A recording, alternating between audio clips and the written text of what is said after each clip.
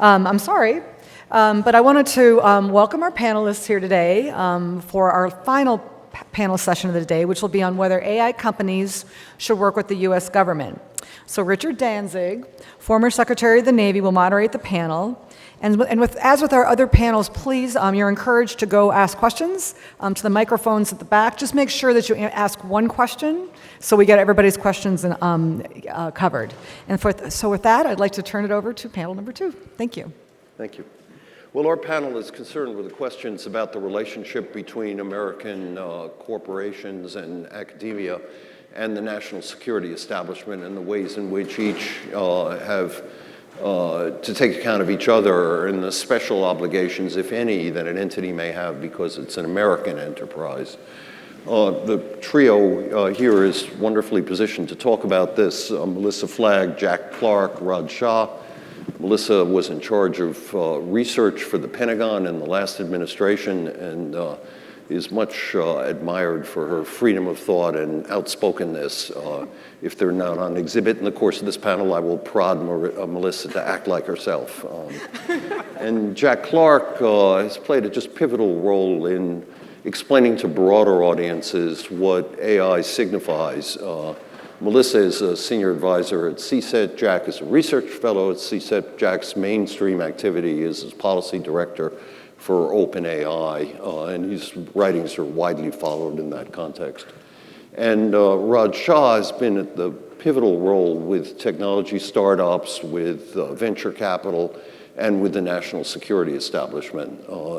He became very visible as head of DIUX, the Defense Innovation Unit, experimental, and did such fundamental work as its first, not its first, but as its shaping managing partner, that is to say leader, that they eventually dropped the X and decided it should be more permanent, and now it's Defense Innovation Unit. And Raj, you're going to have to give me the Latin name of your new company. It's called Arceo. Dealing with cybersecurity and insurance issues and issues at the intersection of those two things. So we've agreed that we're going to do this as a conversation. We're going to interrupt each other. Optimally, we're going to disagree with each other. We're going to try and illuminate where we have areas of agreement and where we have areas of disagreement.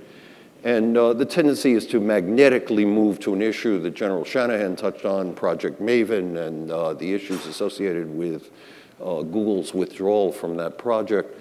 But I think it may be good to establish a baseline by starting in a different place, and that is to ask ourselves, in the context of, for example, the Chinese activities vis-a-vis the Uyghurs, in which the Chinese are using facial recognition and other techniques to achieve levels of repression that are disturbing to many.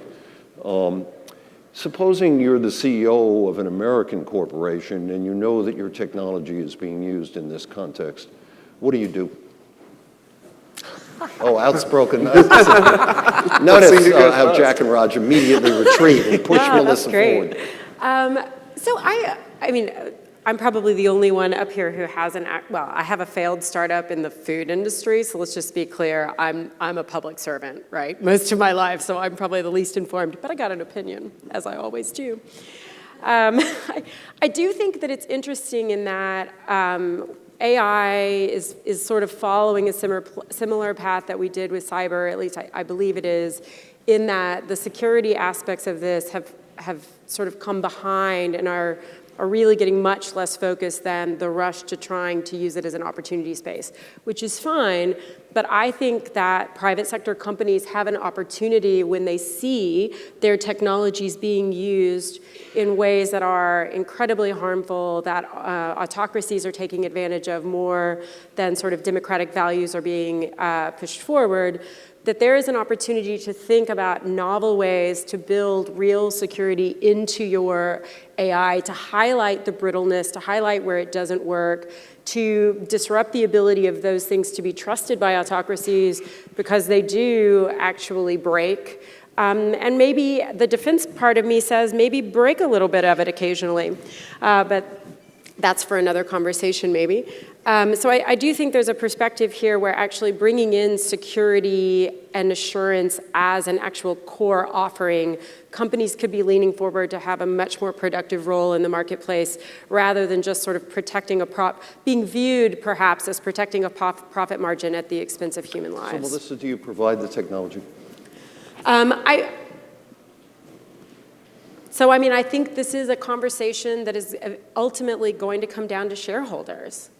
Mm-hmm. Right? And I think that if we don't want them to provide that technology, then that's something that has to be litigated with the public. Are you willing to pay? Are you willing to lose a little money, right, for values? And we're not actually litigating that case right now very effectively, in my opinion. I'm going to politely disagree slightly first to start this off. Yes. Jack, this is very innovative. You're being polite. I'm trying. That's great. Okay. So OpenAI, we started as a non-profit but recently converted to a limited partnership, a company. But we have a mission statement about benefiting all of humanity, and we have a charter which, through a Baroque series of legal levers, our LP has a duty to.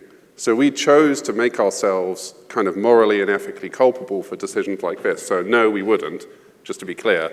But I think that this is a thing which all AI companies are going to need to start thinking about, which is what are your values and how do you kind of pre-commit yourself to having certain values. So when we talk about facial recognition here, one thing to bear in mind is that a lot of that relies on recent advances in machine learning, specifically deep learning, and you can trace a pretty neat line between the repression of the Uyghurs and breakthroughs which happened in machine learning in 2012 with a competition called ImageNet. Yep. So we are 6 years from a research breakthrough to mass repression and incarceration and sort of morally troubling things. Yep. And so I want to frame this by saying that the stakes are really high. They're much higher even than your question suggests, I think. Yep. No, I agree with the stakes, but I also will comment that the train's left the station. Like, it's an interesting conversation, hypothetically, of should an American company sell AI to whether or not that's going to be used for prosecution of Uyghurs. It's already happening. SenseTime is the largest, most valuable AI company in the world, and they are so good at what they do because they have access to amount of images that we don't use today, and they are today being used to find and identify Uyghurs and oppress. They're not an American company. We can talk about whatever we want. It's going to keep happening. And oh, by the way, 2 of their largest investors are New York-based investment firms, right? So I think this interconnectivity between the world is going to provide new challenges where we could all decide as a nation, yeah, we don't ever want to sell this. Of course, this violates our human rights. But are there still going to be alternatives? And so I think the challenge will be for kind of Western societies is, what kind of norms? How can we work with allies? How can we ensure that this type of technology doesn't get dispersed? We did it in the nuclear age. We did it in other types of things, but it's already happening. So Jack's your CEO, and you, as you often have been, are chairman of an organization. And Jack says to you what Jack said, and he's not going to deal with them. And you say what you just said, and Jack says, so what am I supposed to do? Yeah, it's not easy, right? That's why we're here on the panel talking about it. That's why he's CEO. I'm just a pontificator. No, I think, look, this is where, again, I think the government has some roles to play, right? This is where if the U.S. companies or Western companies are the dominant player in a field, we will have leverage, market leverage to say this type of application is okay or not okay, and we can technically figure out how to stop it. But if we totally cede the advantage of who's got the best company and who's got the best technology, we won't have a say. I want to pick up on this. So we're talking about this. We're talking about it in the context of facial recognition and Uyghurs. But the background is, China is industrializing its AI sector. It is using large amounts of money and funding and intelligent STEM policy to try and proliferate AI across government into both civil and military parts of the country's sort of fabric. And in America and in the West, that hasn't been happening as much. And I guess my observation is that that's because governments ceded a lot of development activity here to industry, and industry did a lot of great development activity, but in the absence of government saying, like, let's do a moonshot on AI for healthcare, or, let's do this, you don't get that really sustained activity. And it means we're now sitting around talking about everything that China does. I'd much rather we were talking about what are we all doing on like an American grand challenge. And I think better norms would follow if we had that as the framing as well. So I have to also respectfully, not completely disagree, but a little bit disagree. I think if you read history of how science developed in the United States, it didn't start in World War II. It started as an argument with the founding fathers. And there's a great book by Hunter Dupre. I tell everybody they should read it, right? He wrote about science in the federal government from 1776 to 1940. And he talks about an argument about whether we put science in the Constitution, whether we would have a federal university. The reason we don't have these things is we are a federalist nation. We are not a top-down autocracy. We still made incredible strides in chemistry and manufacturing, which was kind of the AI of its day. Germany was in the lead. We were lamenting at the time the specter of great war and how easy it was for autocracies to tell people what to do and to have all these intelligent, really structured top-down strategies. And yet, we've still managed to sort of pull through because this sort of messy system that we have doesn't have a single point of failure, and it doesn't have single sort of doubled down on dependencies in it. So while I agree that there are tremendous things that are needed, I also don't necessarily agree that we need to mirror or mimic a top-down approach. We need to really come to terms with the strengths that we have as this country. I also would say we wouldn't have AI without the government. Yeah. We saw it through 2 AI winters, and I will respectfully also consider that Lieutenant General Shanahan, who is a much smarter and more capable person than I am, but we're not 100% sure we won't have some kind of AI winter again. And we need to make sure that the government is there to think about scooping up the talent as the VCs come out of some of these spaces where we realize it's too brittle to keep working. We need to think about the role of government really carefully, but we don't need to try to fight with the private sector. We need to say, run as fast as you can, but let's build security in as an offering. Let's build some places where we can intersect. Let's build consortia with academia, but let's not make it industry versus government. And moonshots work when you're fighting the Soviet Union. They don't work when you're just trying to go to the moon. So let me try and introduce for a moment, recognizing that it has elements of futility, some order into this panel, which is, I asked a question about a difficult moral issue, which we proceeded to go different ways on, and I'm happy to offer my own views. We then, slippery panelists that you are, went on to an easier question that is psychologically and morally more comfortable, which is what should the government do? And the two of you nicely laid out somewhat different views about government investment. I promised to get back to the government investment issue, but I think we should stay a minute more on what we actually were assigned to talk about, which is the question of if you will, the responsibilities, both moral and practical, that corporations have in this world as, for example, they develop tools like AI. And you laid out a clear view, Jack. If I can just come back to your view about it, how did you feel about the Project Maven, the Google unwillingness to participate in it? I think it's a consequence of there being so little other stuff that we hear about from the government and AI, and it becomes a massive totalizing issue in everyone's minds through which you can litigate government and AI writ large. So I think partly it's a symptom of like a lack of general stuff going on in this domain. I think it was unfortunate how it sort of unfolded, but it's hard to diagnose ways in which you as a government have like a duty to a nation or a specific national construct, and you're going to do R&D on what people will think of as a military technology with a multinational company which has grown itself by collecting talent from cultures and places around the world and telling them that their main job is, organizing the world's information and making it useful, and prior to that saying don't be evil as well. So you're operating in a context which I don't think is really hugely friendly to this type of project. And so it's unfortunate. It's had a huge effect here in DC, but I think it also points to the fact that you can't just reach for the nearest really large American multinational tech company and expect it to be easy when trying to do something that draws nationalistic bounds. Yeah. So I will can I disagree? First of all, I don't think I have any choice. Go ahead. So yes, practically, you're right. The expectation that you could go into a company like that and expect that it would all be fine, I think was misguided or overly optimistic. I think it was a smaller number of people that were very, very vocal. But let's step back and think about why are we even in this spot? Why is there such discomfort?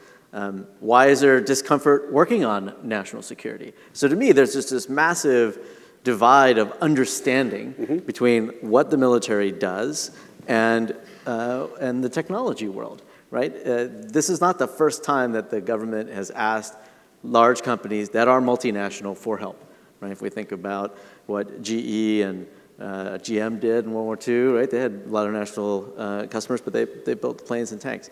Right now, there are very few people in the Valley that are leading technologists that have close friends that have served in the military. They have no context for why is it important that a individual soldier can differentiate from friend or foe better. But this is a problem, right? So my brother is in the military. Yep. And I think that partly is why I come to DC, I participate in these conversations. It means I like to have this conversation. But when I look at my colleagues, and I have conversations at OpenAI along the lines of, what are you talking about in DC? What are we doing here?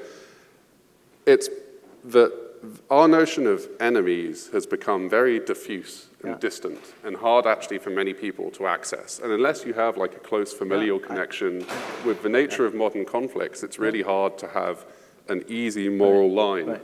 So I agree. So I think the answer is we have to force those connections. How can you debate the ethics of AI between what the military is going to do and a technologist is going to do if neither have walked in the other's shoes? One doesn't understand technology, understand the application. We have, if you look at our major technology centers, you look at Boston, New York, San Francisco, we have shuttered every military base in those regions. They're great parks now and beautiful places, but there's no chance for people on a human level to get to know one another and say, you know what, you're not a baby killer. Can I also just throw in, though, that the military has decided to discount the fact that they own 700,000 civilians who are the natural translators in this space and have focused so much on sending the uniformed in as opposed to really having a discussion internally. And I mean, I think this is a real difficulty that the military needs to deal with internally. If you want to have a conversation with people outside, the people who have walked in those shoes work for you and on the same mission and care and have committed their lives. And so let's sit down and have a plan where the civilians that have already committed to national security sit down and talk with people about why they made that decision.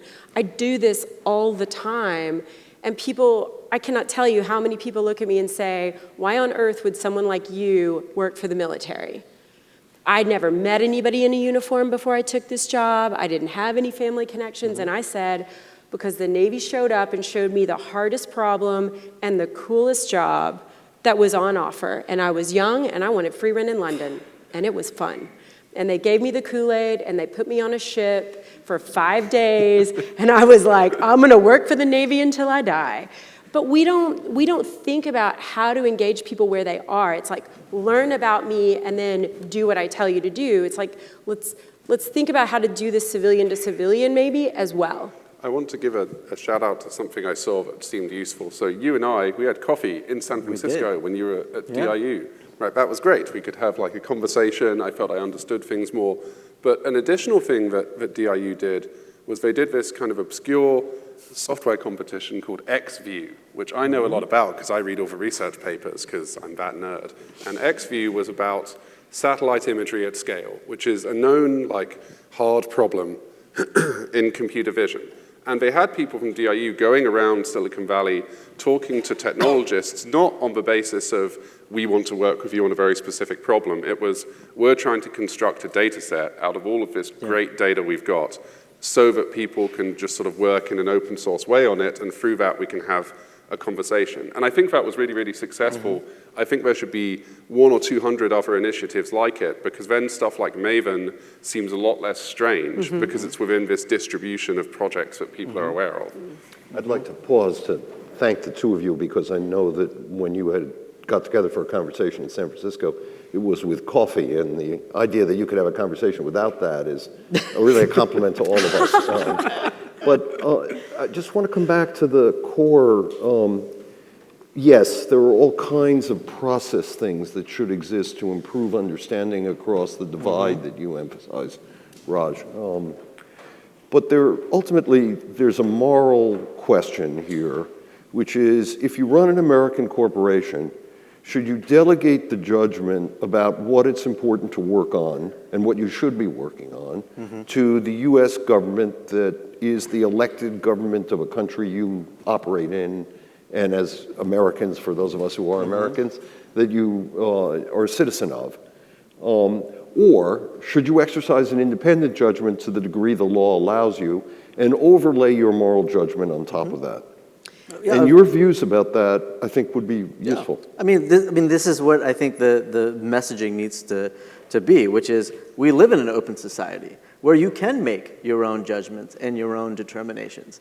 And some people will want to work with the government, some won't. And that's okay. But I think what we've lost in this whole debate about Maven, or bad versus good, is if AI is really going to be a differentiator in future conflicts and future uses of force, do we want an open, democratic, Western-based society to prevail, or do you want an authoritarian society to prevail? And so again, it gets back to the fundamental reasons of why do you even have a military, and if we think that the linkage of having a strong military is important for maintaining our liberal values. So I do think that I agree, like 50%, right? I mean, I feel like it's incredibly important that we as citizens know what the values of these companies are, and we decide whether to shop there or not. And that is important, and so I think it's important to allow people to exercise that judgment. It should also be allowed that people can exercise a vote as citizens of that same country. I also think history, pre-World War I, if people didn't think history started at World War II, and we studied pre-World War I more, and I laugh looking at Dr. Lieber, because I know that he also has a love for World War I, that actually we would learn a lot from the antitrust era.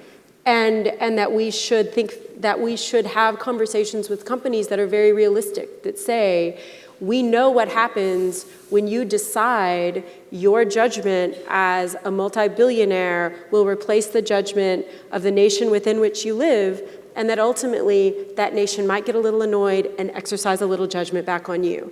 And so if we don't want to end up where we have ended up before in history, maybe we're informed by it and we figure out what's a middle ground. So, Melissa, you lead an insurrection of shareholders and oust Raj from his chair of Jack's corporation. And Jack comes to you and says, as CEO, I don't want to send our technology to the Uyghurs. And let's suppose you say that's fine, or to China to use against the Uyghurs. And you say that's fine. Now Jack comes back to you and says, the U.S. government has decided for its own policy reasons that it, because of its alliance with, in this case, China, or its desire for good relations, it wants to buy this equipment and send it to the Chinese. You say? Then I say, I've led their insurrection. Right. We told you what the judgment was. Got rid of Raj. Right. I'm sticking to this. And if another insurrection wants to be led by the government, then this is where we have to decide, do I pay that price? I don't think the government's fast enough to lead an insurrection against me, really. I think the people might be, but the government is actually I'm sorry, not. So you're okay with not selling to the U.S. government in that context? I think that this is the 50% where I really agree with Raj, right? I mean, people have a right in a democratic society to exercise judgment. As long as those values are stated and there's enough transparency in the system that I know when I shop with Google, I'm sending money to the Chinese government to root out Uyghurs, then I can decide whether I shop with them or not. Just one more question on this, and I promise to stop on this thing, particularly with you, because I'm pressing you here. But does it make any difference to you whether it's the first case we're selling directly to China, or the second case in which the U.S. government says, we want to buy this because we think it's in U.S. national interest to send this to China? So I think there's so much nuance there that this is actually a place where I think the previous panel, for those of you who are here, I think they ended with a discussion about the need for actual both sort of research and debate and data collection, that we need to make the nuance of these conversations much more real for people. And I will put a plug in for CSET because that's why I came to CSET, was the fact that there was actual data and actual people who care about values and care about thinking deeply from a political perspective about questions, because I've always lived in the tech world, and trying to bring data-driven analytic thinking to this intersection of policy and technology. And I don't think we study this enough. And I think the idea that you would have a pat answer for that is kind of one of those things where you have an answer for it until it really happens, and then you're like, oh, this is really hard. So let me offer my own answer, if I can, just because I'm also a part of the panel to discuss these. But and then the three of you, if you want, can take a minute to attack it, and then we'd like to come back to the industrial policy issue that the two of you raised. My own view is that it is appropriate, indeed, in some respects, imperative for companies to have the kind of moral discussion about shipping facial recognition technology that will be used to suppress somebody, in my example, the Uyghurs, and to arrive at a decision on that from a corporate standpoint. And your observations, Raj, I think are good about how that's not an easy decision. It involves who else will do it and a whole lot of other things.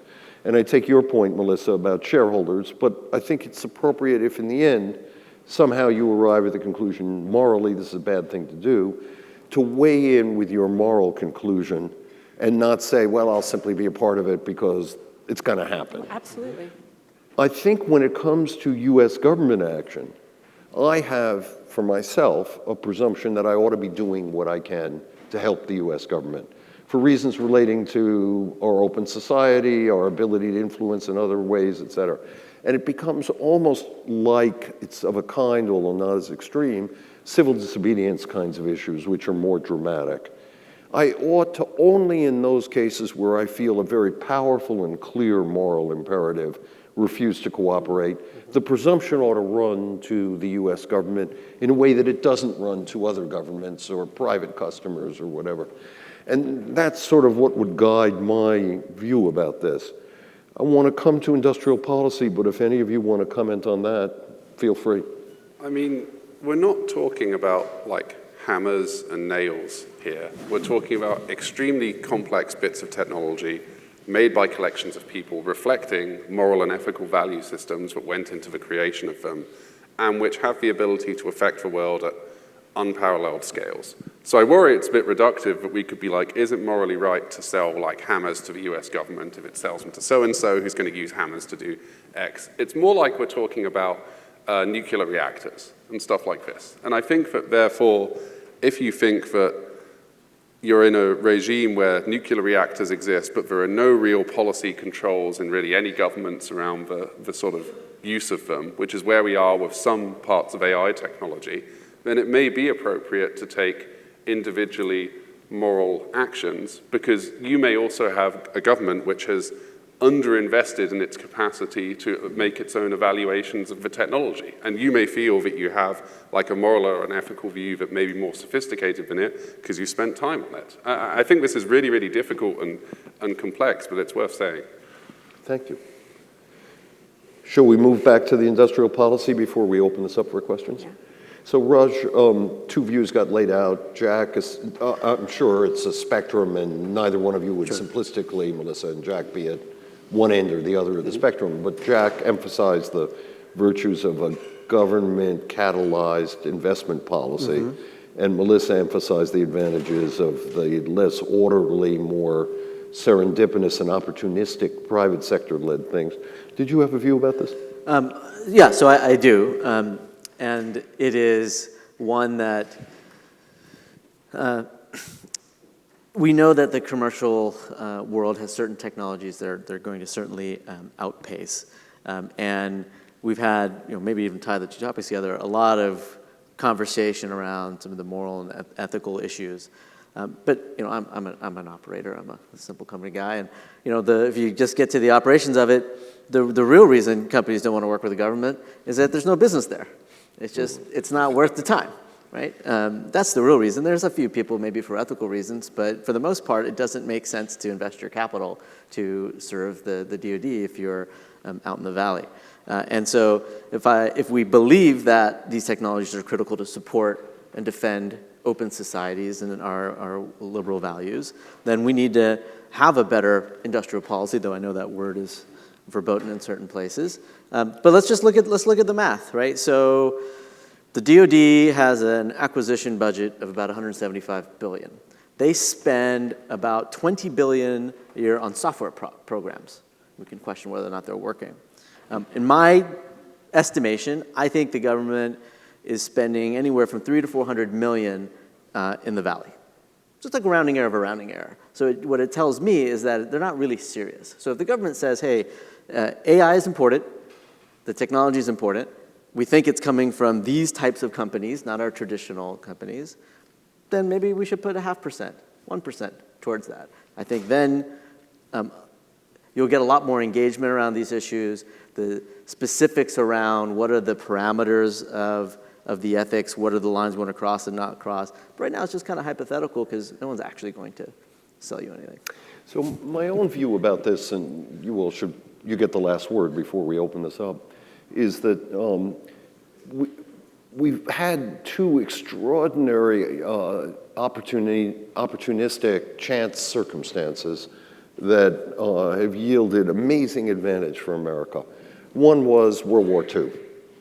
Bad thing unto itself, but it produces this extraordinary development and concentration in America of the world's scientists, its industrial capability, its operating universities and the like. You're welcome. Sorry? As Yeah, an English thank you. person, I have to speak up a little, but fine, please carry on. 50% of GDP in the world after World War II is concentrated in the United States.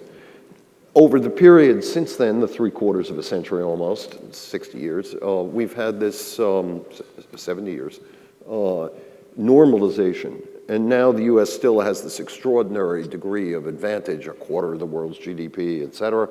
But scientific capabilities are much more distributed, et cetera. The second remarkable thing is that very smart people in the 70s and 80s in the United States pushed technology opportunities out of the government. In some degree, this happened in the 60s with the moonshot and the Man on the Moon program from NASA. But they pursued these not because of an industrial policy, but for their own ends. We need GPS for weapon systems. We need stealth. We need improved capabilities for semiconductors. We need better computing capacity. And these weren't done because we need those things for themselves or because we're going to generate an industrial policy. They were done to produce weapons.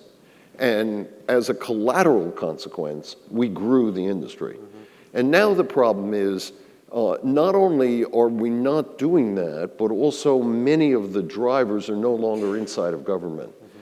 So it's not a question of retrieving what we had in the past, because we can't do that. It's of inventing something new.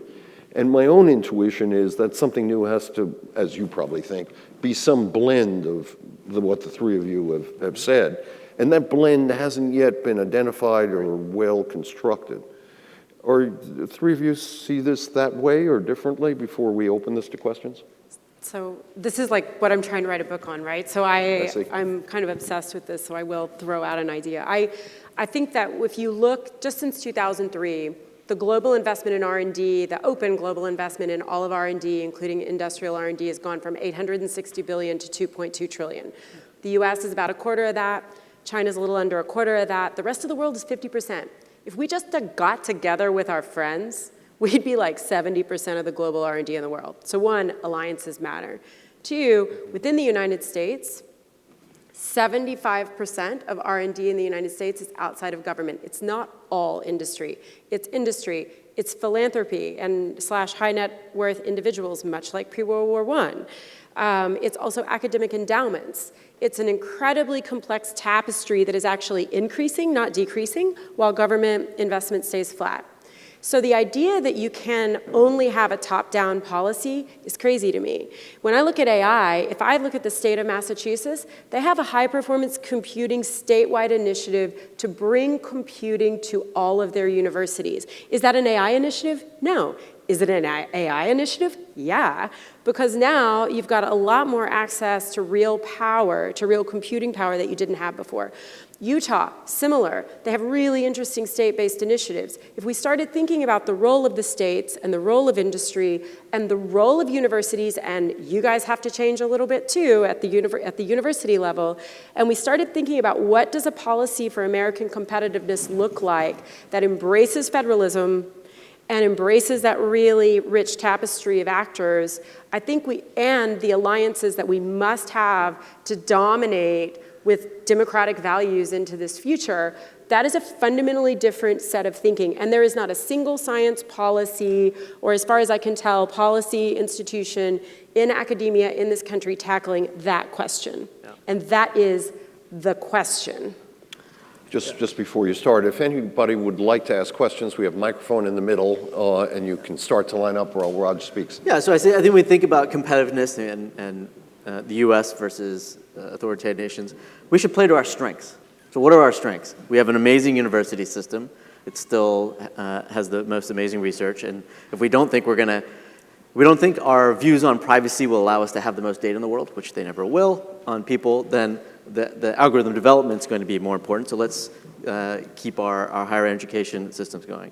Two, it's a great place to live, America, right? So we attract a high level of immigrants to come to, at least to come here and study, and we kick them all out, right? So why not take advantage of keeping that? There's been lots of talk about immigration reform, but we should have a STEM visa, right? The staple epic green card to every PhD.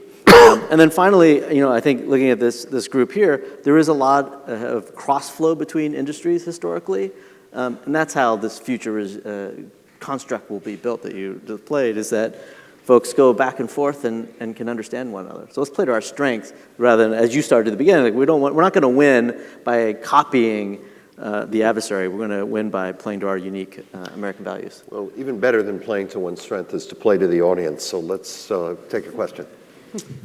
Thanks. My name is Zach Fryer-Biggs. I'm a national security reporter with the Center for Public Integrity. So I wanted to ask really about the sort of options for tech workers. And I'm going to talk about DIUX, but it's actually from before Raj took it over, so it's not his fault. But the original model there was that those at DIUX would have clearances, would know the problems that the military had, and could go to the Valley and look for solutions without necessarily telling those companies how their tech was going to be used. The flip side, you've got the Campaign to Stop Killer Robots, for instance, where they're arguing that tech workers should have an option, should know where the tech they're working on is going to be employed, and be able to make the ethical decision about whether they're going to participate.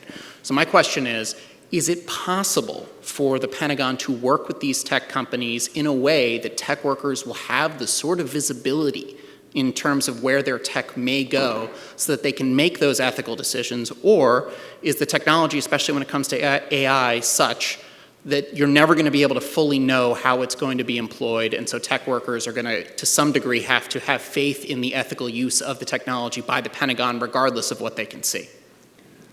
I'll start as a practical matter, again, where I go to, which is, the question is a good one. But if you're talking about early stage technology, it's sort of irrelevant, because if the engineers don't know what you're actually going to use it for, you're never going to build a product that works. And so part of the government needs to get over the fact is, yes, we're going to have to work with companies that may not be able to get cleared in the normal process, and we should think about alternative methods for getting people clearances or knowing that they're secure. But if you don't get the problem owner and the engineer together, you're not going to come to the solution. It's only after that, then I think you're right. They will have that opportunity to think about where it gets used and have a voice in it. I don't think they can be segmented. I think disclosing stuff can obviously be painful from the government perspective, but it's much easier to have a completely cartoonish model of the government in your head if you know very little about what their goals are. and I think that this sets up that dynamic, which can be quite difficult to work with. I think just more generally, if you look back historically at all of research, anyone who says they worked on something and weren't surprised where it wound up probably didn't actually do research, right? So I don't have a lot more to add. I mean, I agree with what they've said. I think ultimately with AI, to make an algorithm work, at least at the stage where we're at now, you have to have the right training set. If you see the training set, you're going to know what the application's going to be. So I agree with everything they've said. Let's take the next question. How you doing? My name is Douglas. So I think today we talked a lot about how AI was going to retool machines, and so we get these more advanced machines that have different intelligence capabilities. But how do you all see AI working with education to actually train and augment the people who are going to be using these machines? Because I think that's where the biggest opportunity is. Yeah, so really exciting question. Thanks for asking it. OpenAI trained a very, very large-scale language system recently called GPT-2 on about 8 million documents from the internet and all of this stuff. You can write things into it like, Jack Clark is a famous policy person at OpenAI, and then it will complete it, sometimes not being entirely complimentary. But the point of this is that the text model has read a lot of stuff on the internet and can kind of generate suggestions for what you might do. And we've since seen this technology be applied in areas like biomedicine, where people have downloaded vast data sets of medical literature, trained a model on it, and then now you have, think of it as like really intelligent auto-suggest for navigating over complex scientific literature. And you can apply this to kind of any domain. So in school in particular, we've been thinking about how this might change essay writing. So in the same way that like you can go into an exam with a Texas Instruments calculator, I think in the future people will go into exams with like ultra powerful language models trained on a subset of the internet and will try and reason more elegantly using it. So I think there's lots of stuff here and happy to talk afterwards. I also I love this because the military actually really thinks deeply at the research level about that interaction between humans and machines. There's anybody who thinks the military wants an uncontrolled machine out there, like we do everything we can to control our people, much less machines. And so the idea that we're actually doing a lot of research about what makes an optimal team. And so how would the machines sort of work with the humans to help them understand what's going on and what they need to do, and what would the humans need to feed the machines to help them understand. And what that's really begun to help ferret out there are specific places where having these suggestive techniques from the machine to push people in the right direction takes a lot of the uncertainty off, pushes them towards prioritization. And then you see it in much simpler ways already. If you go to Sikorsky and they're building, you see these new carbon fiber helicopters coming off the line for the Marine Corps. And you see the way that they're actually using sort of augmented reality to walk through and learn how to do maintenance on the helicopter, how to put it together. But then they're building in enough sensors that's actually going to be telling people, hey, take a look at this, think about taking this action, think about looking here. And so we're building in this very interactive relationship, I think.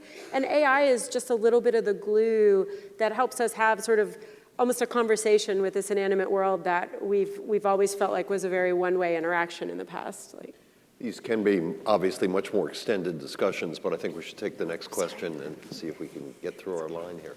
Hi, good afternoon. My name's Andy Cook. I'm from UK law enforcement. I think in the UK we have a bit more of concern of Big Brother than Terminator, and obviously there's concerns within the UK population of the use of AI in terms of community profiling. And having law enforcement use that to identify in advance as part of their prevent line.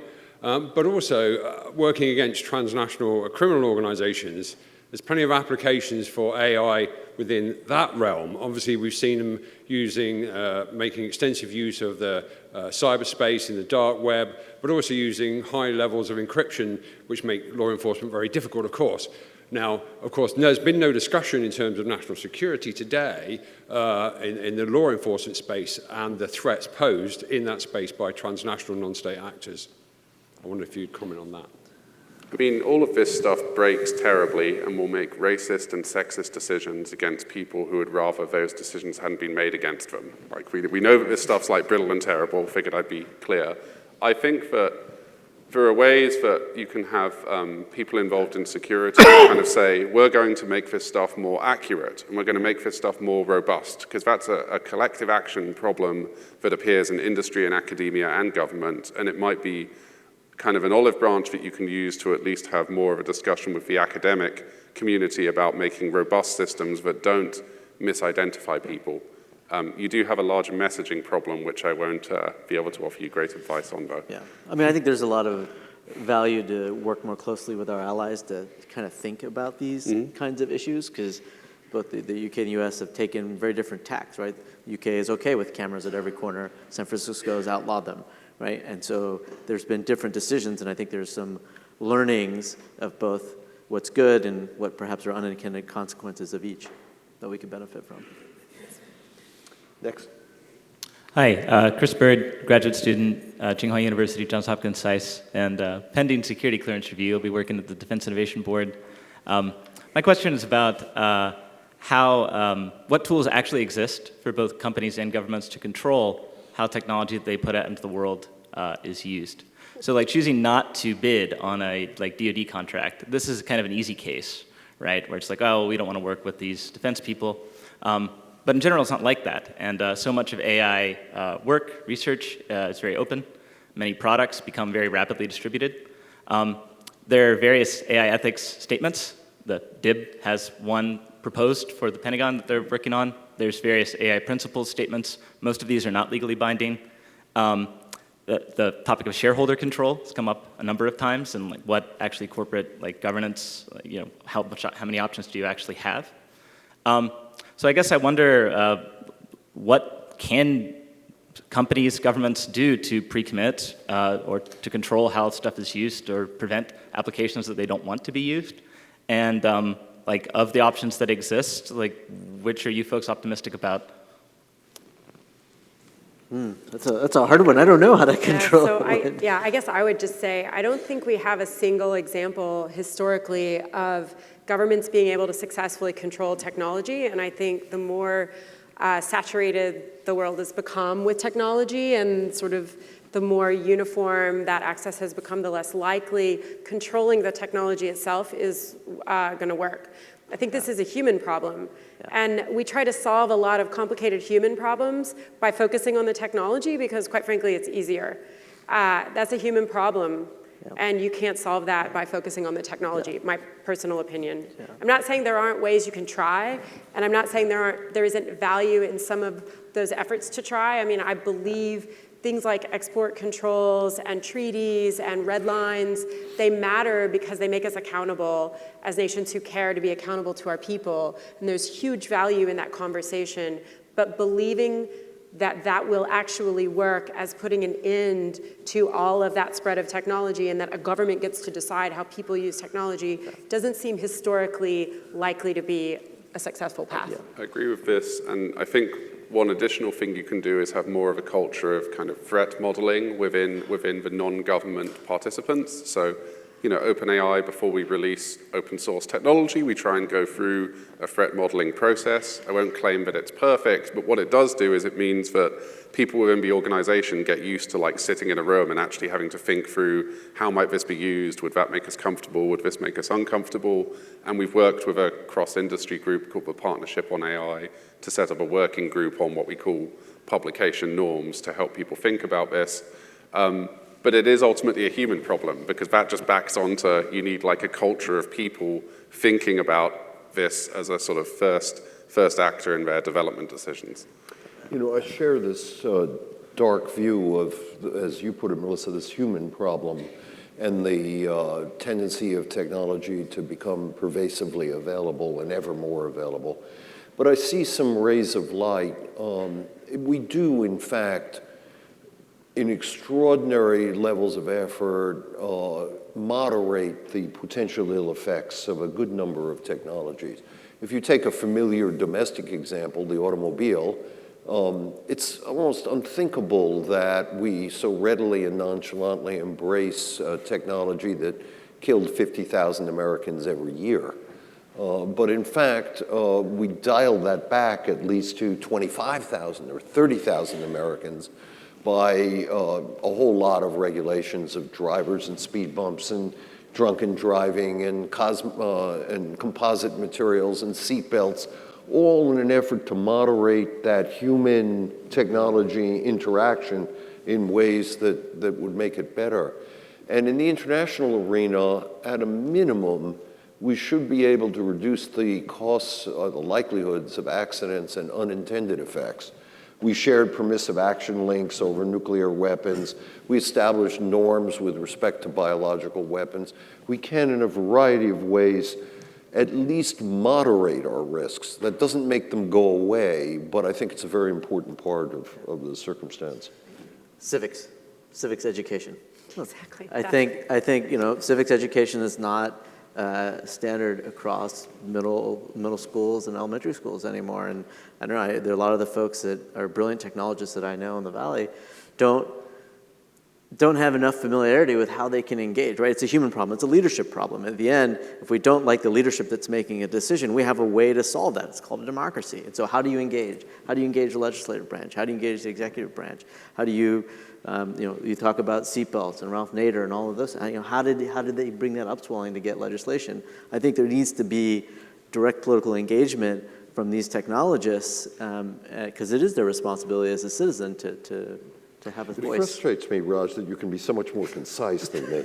I've finished this eloquent presentation and you say civics. Go ahead, Jack, and then we'll take the question. We can fund and develop seatbelts for AI. Just to be really, really clear, like we have the original version of the car today. It's janky, it does bad things. We can make that really, really safe, and that can be a shared endeavor between industry and academia and government. So that is one unalloyed good thing that could be done. And you heard that from Matt Daniels earlier in the panel before, and I think we share this belief deeply that we need to get ahead of this curve and create an AI security community. Mm-hmm. And it needs to be an industry, a community, not just a bunch of scientists hanging out together, loving their data. And object lesson in not getting ahead of the curve is cybersecurity. Absolutely. The example also that I find striking that people don't think about because it doesn't speak of modern technology is plastics. In 1951, we had essentially no plastics as a commercial technology. We went ahead and produced trillions of tons of plastics, which now 10% of them we burn, 10% of them we put in landfills, and 80% we dump in the ocean and on the land. Obviously, we're getting to the point of regulating, but this is 70 years later. Huge problem as a result. Yeah, let's not do that. Go ahead. Thank you. My name is Li Yang. I think this session is called, should AI company work with the government?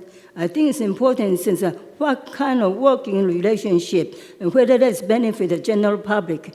Historically, there are some individuals who are so great, have so much merits, they will be promoted by the kingdom.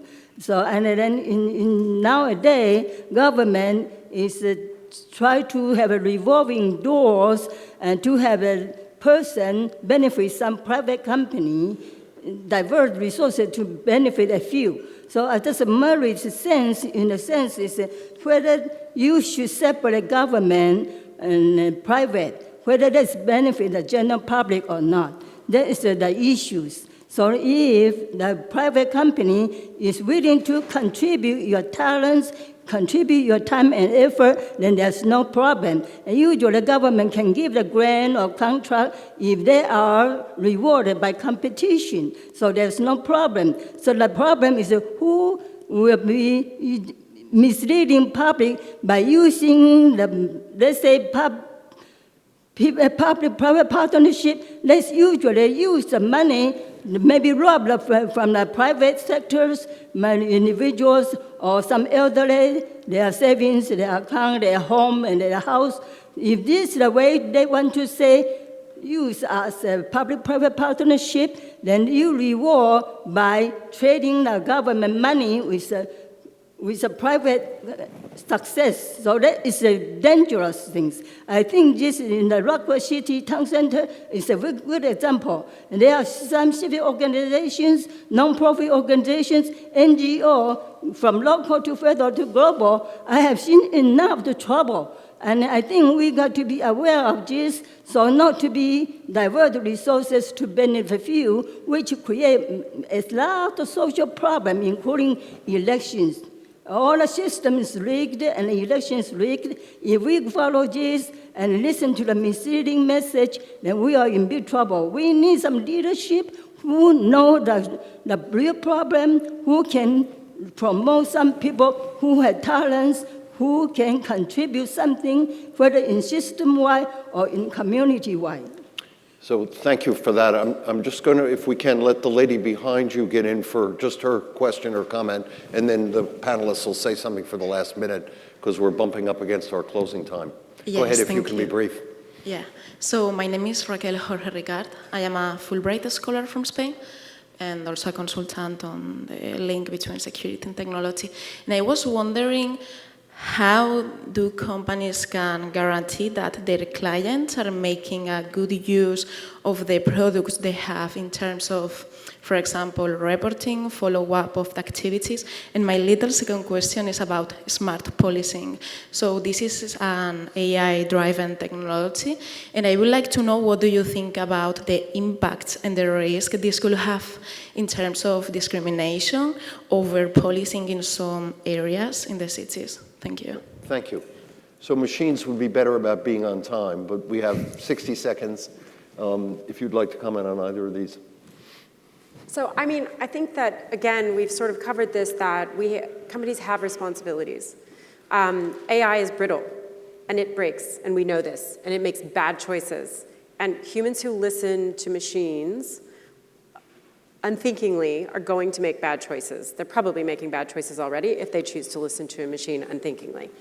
And so I don't feel like there's a pat answer to this, but I think AI can help us narrow the space from billions to here are some things to look at. If that's not a sensible breakdown, then the humans need to question that. We need to do more research on what does a really good data set look like that is actually representative as opposed to sort of supporting implicit bias. But I don't think there's an easy answer to that, and I don't think AI is there today, quite frankly. And anybody who's using it without questioning it is going to make bad choices. I mean, smart policing is a great example where it's an area where it's clearly so ill-defined that, and we heard a question earlier about how do we deal with facial recognition in the UK, but it just suggests the need for a much greater amount of conversation and probably identifying the problems which need to be sort of worked on as part of that kind of civil contract. Because I think a lot of it is people see a massive new capability and feel that they haven't been involved in the conversation about how that gets used. And so for a society to have any hope of adopting this stably, you need to have that conversation first. Yeah, particularly when we think about deep learning, where it's not deterministic and you don't know actually how it came to that answer, right?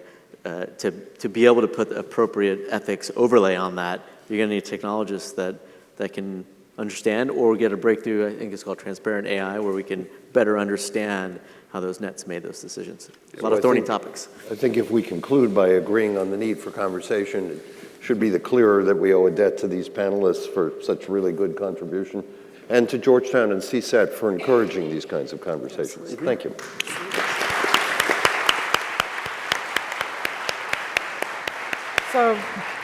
So yes, that about wraps things up. I want to thank you again. Your panel was fabulous. I mean, whenever you get debate in a panel, which doesn't happen very much, that always makes it just so much more interesting. So this was just a fabulous panel. I wanted to just highlight that I found that there was a lot of similarities between the first half of our session and the second half of our session. Just to highlight a couple that I picked up, I'm sure you picked up a lot more, that we're trying to build a startup within a bureaucracy is really challenging. General Shanahan mentioned that, and then Sue Gordon did when she was talking about it's easier to build a greenhouse than it is to retool a house that you've already got to be green. So I was really struck by that. The importance of of framing the problem. That came up regularly. So we throw out AI, but what is it you're trying to do?